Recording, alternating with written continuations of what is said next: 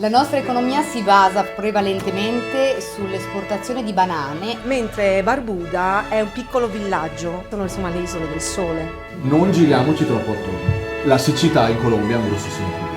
Diciamo che diamo la nostra accoglienza. C'è una capitale importantissima che sicuramente molti di voi ci saranno andati, Majuro. Una cosa molto bella, ogni anno, eccetera, l'ultimo è successo l'anno scorso, compare un'isola e dopo un anno se ne va giù. Io rappresento il fuoco questa sera.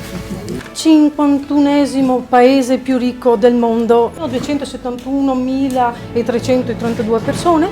Di una popolazione che gode di essere la popolazione con il più alto tasso di benessere del mondo. Però lo so che voi ci conoscete per quello che in realtà in Andorra non c'è, non ci sono le tasse. Gli aromi e i profumi dell'Africa, per esempio. Certo, con qualche piccola occupazione, invasione, ma questo è un altro discorso. Vi annuncio che abbiamo cambiato il libro.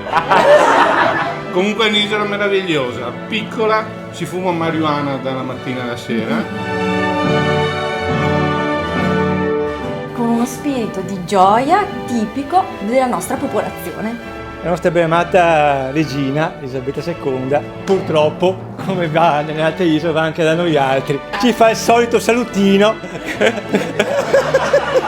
Ma come si più? No, da noi non c'è questo buon vino, non siamo abituati a questo nettare d'uva.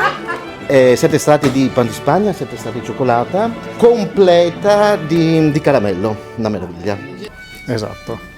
Si accettano scommesse, è uno scudo Masai. Queste stelle sono la costellazione del carro che abbiamo proprio sopra la nostra testa.